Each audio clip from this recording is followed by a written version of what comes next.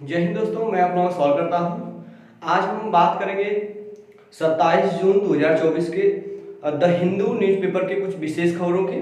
और ये 2-3 दिन क्लास में नहीं प्रोवाइड कर पाया था। उसका रीज़न था कि जो है कुछ टेक्निकल समस्या थी जिसको दूर करने में 2-3 दिन लग गया। इसलिए सिर्फ 2 दिन क्लास, शायद 3 दिन क्लास में नहीं ले पाया हूँ और आज से रेगुलर क्लास आपको मिलेगी। आज हमारे पास द हिंदू न्यूज़पेपर के 3 मुख्य खबरें हैं जो आपका 2-3 दिन के अंदर छूटा है। मैं उसको किसी न किसी वीडियो में लेकर के कवर कर दूंगा।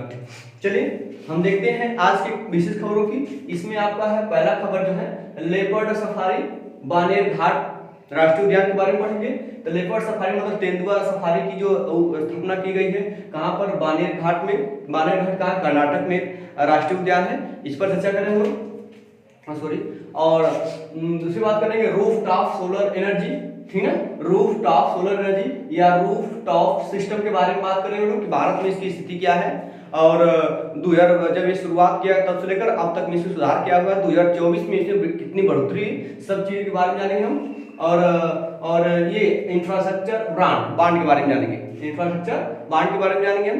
चलिए हम पहले जो पहली खबर उस पर चर्चा करते हैं हम लोग। पहली खबर आपका है लेपर्ड सफारी, चलेगा।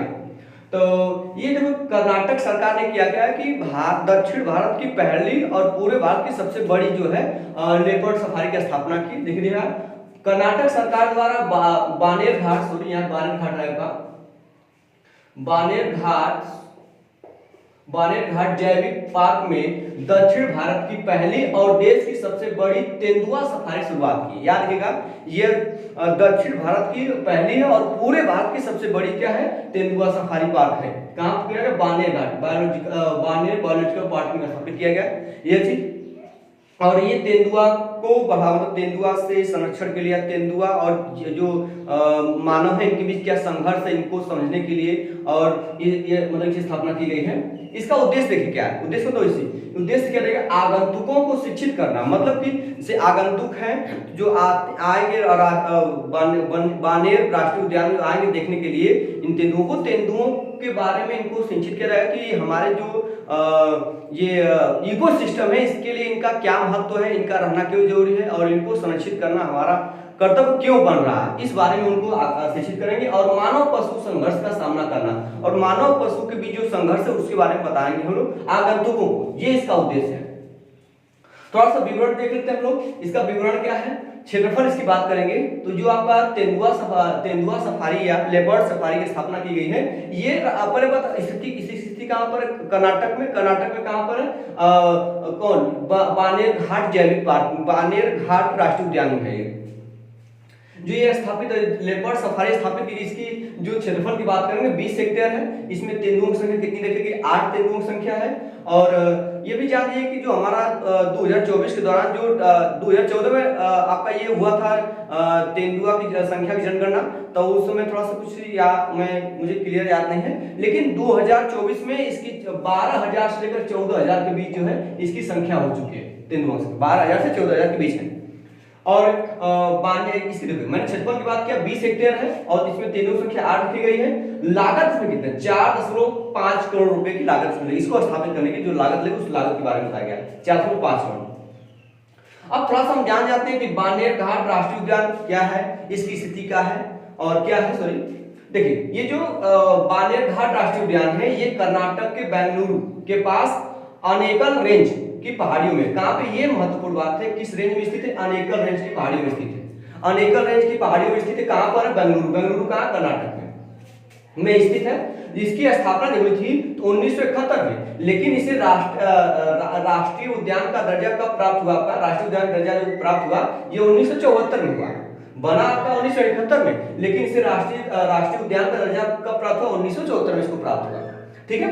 और अगला देख दिया गया है कि 2006 पार्क में भारत के पहले, यहाँ इस पार्क में, ठीक है, भारत के पहले तितली बाड़े का उद्घाटन किया गया था। अब देखिए तितली बाड़ा मतलब जहाँ पे तितलियों, एक ऐसा एरिया जिस एरिया में तितलियों को हम संरक्षण प्रदान कर सके।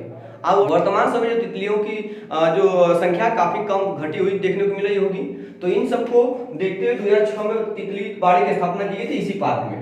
और देखिएगा जो बानेर घाट राष्ट्रीय उद्यान है इसकी सबसे मुख्य नदी सुवर्णमुखी धारा पार्क के लिए सबसे बड़ी प्रमुख धारा का सबसे प्रमुख धारा है, नदी है कौन? सुवर्णमुखी नदी। तो मध्य याद रखिएगा कि जो बानेर घाट राष्ट्रीय उद्यान है इसके बीचों बीच या इसके मध्य से कौन सी नदी गुजरती है? सुवर्णमुखी नदी।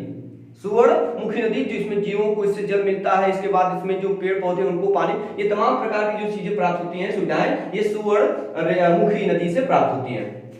ये आपकी पहली खबर थी। और दूसरी खबर की बात करते हैं हम लोग। दूसरी खबर देखिए क्या है, रूफटॉप सोलर का विकास। तो रूफटॉप सोलर सिस्टम मतलब रूफटॉप सिस्टम के बारे में बात करेंगे कि भारत में जो छतों पर वो सोलर पैनल लगाया जाता है उस पर हम लोग बात करेंगे। देखिए भारत की रूफटॉप सोलर जो क्षमता है 2023-24 में कितनी बढ़ी है, ये वृद्धि लिखा गया है 2.99 गीगावाट बढ़ी है। भारत में 2023-24 में जो रूफटॉप सोलर एनर्जी मतलब कर सकते हैं इसकी जो बढ़ोतरी हुई है वो 2023-24 में 2.99 गीगावाट की वृद्धि हुई है। चलिए इधर देखते हैं कि हम 2024 में रूफटॉप एनर्जी की जो क्षमता है वो कितनी है 11.87 गीगावाट। ये डाटा पे लिखेगा कि 2024 में रूफटॉप सोलर सिस्टम के अनुसार इसकी क्षमता कितनी हो गई है 11.87 गीगावाट। ये चले ठीक है चलेगा। इसको बढ़ावा देने के लिए रूफटॉप सोलर प्रोग्राम, इसको शुरुआत जो हुई थी रूफटॉप सोलर प्रोग्राम के तहत स्टार्ट हुई थी, शुरुआत हुई थी कब 2010 में। इसका उस प्रोग्राम का नाम क्या था जवाहरलाल नेहरू राष्ट्रीय सौर मिशन। इसका नाम क्या था जवाहरलाल नेहरू राष्ट्रीय सौर मिशन के तहत इस प्रोग्राम को स्थापित किया गया है। अब इसका लक्ष्य क्या था, पहला लक्ष्य था इसका कि 2022 तक 20 गीगावाट इसका लक्ष्य था कि हम इसकी क्षमता कितना बढ़ा सके 2022 तक 20 गीगावाट हम कर सके। लेकिन बाद में इसको कितना विस्तार कर दिया गया 100 गीगावाट इसको विस्तार करने क्या हम 20 गीगावाट नहीं हम 100 गीगावाट तक इसको मतलब बढ़ाएंगे। ठीक है। और दिसंबर 2022 में होगा, दिसंबर 2022 में 7.5 गीगावाट के स्थापित आरटीएस क्षमता मतलब 2022 तक कितना हुआ 7.5 गीगावाट के स्थापित हुआ कितना आरटीएस रूफटॉप सिस्टम क्षमता को मतलब वृद्धि की गई। और लक्ष्य का विस्तार 2026 तक रखा गया क्योंकि पूरा हो नहीं सका 100 गीगावाट तक। अब इसका विस्तार इसका लक्ष्य महत्वपूर्ण इसका लक्ष्य कब तक रखा गया 100 गीगावाट की प्राप्ति के लिए 2026 तक रखा गया इसका लक्ष्य। ठीक है। कुल आरटीएस पोटेंशियल क्षमता कितनी है वो 796 गीगावाट। कुल आरटीएस पोटेंशियल क्षमता कितनी है भारत की इस वर्तमान समय 796 गीगावाट। इस डाटा को एक बार थोड़ा देख लीजिए आप लोग। और आगे चलते इसे देखा 2023 तक 500 गीगावाट नवीकरणीय ऊर्जा 2030 तक। अब जैसे 2026 तक कितना पर 100 गीगावाट था लेकिन 2030 तक 500 गीगावाट नवीकरणीय ऊर्जा दिखेगा।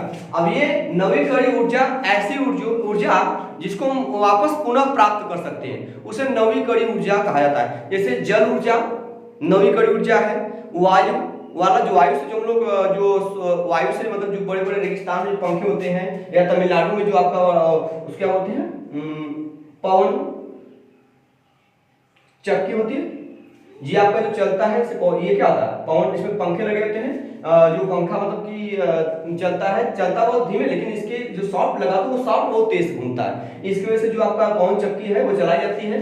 तो ये भी जो पंखा घुमाया जाता है ये भी कौन वायु जब गति करती है तो उसकी वजह से पंखा चलता है। ये भी जो वायु से ऊर्जा प्राप्त होती है ये भी क्या आपका एक नवीकरणीय ऊर्जा है। सूर्य से ऊर्जा प्राप्त होती है वो भी कौन कैसी ऊर्जा है वो भी एक नवीकरणीय ऊर्जा मतलब जिसको दोबारा हम प्राप्त कर सकते हैं आसानी से वो नवीकरणीय ऊर्जा। तो इसमें लिखा गया कि हमारी जो क्षमता है 2030 तक 500 गीगावाट नवीकरणीय ऊर्जा प्राप्त करने की। लक्ष्य क्या है 280 गीगावाट सौर घटक इसको प्राप्त करें। देखिए इसमें से जो 500 है 500 में से हम क्या करें 280 गीगावाट किससे प्राप्त करेंगे सॉरी सौर घटक इसका मतलब इसमें 500 में से 280 हम लोग जो है ये आरटीएस के अनुसार प्राप्त करेंगे। ठीक है। रूफटॉप सिस्टम के अनुसार हम 280 गीगावाट प्राप्त करेंगे। शेष जो है और पवन ऊर्जा जल ऊर्जा इससे प्राप्त करेंगे। लेकिन प्राप्त करने के लिए आरटीएस को लगभग 100 गीगावाट तक बढ़ाना होगा। ये कहा गया कि 500 तक प्राप्त करने इसमें 100 गीगावाट तक आरटीएस को बढ़ाना पड़ेगा। हम राज्य के प्रदर्शन की बात करेंगे कि इस आरटीएस में program RTS roof top system के अनुसार सबसे ज्यादा कहां पे जो है सोलर पैनल स्थापित किया गया है। ठीक है, इसमें सबसे ज्यादा गुजरात आ गई। कहां पर है? गुजरात। यहाँ कितना होता है? 3456 मेगावाट, 3456 मेगावाट गुजरात में। मतलब आरटीएस के अनुसार रूफ टॉप सोलर एनर्जी के मामले में सबसे आगे कौन है? गुजरात। कितना है? 3456 मेगावाट। और महाराष्ट्र कितना? दूसरे नंबर महाराष्ट्र है 2072 मेगावाट। इसका राजस्थान है 1154 मेगावाट। फिर केरल है 675 मेगावाट। सही चलेगा।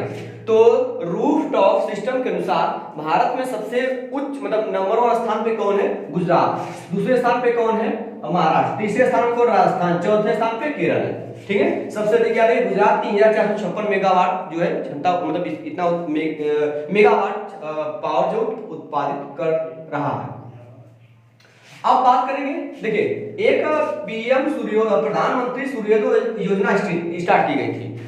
इसको बढ़ावा देने के लिए प्रधानमंत्री सूर्योदय योजना स्टार्ट किया, लेकिन इसको बाद में इसका वर्तमान नाम क्या? प्रधानमंत्री सूर्य घर मुक्त बिजली योजना। उसी का नाम क्या कर देगा? प्रधानमंत्री सूर्य घर मुक्त बिजली योजना स्टार्ट है। इसके तहत क्या किया जाएगा? इसका उद्देश्य क्या है?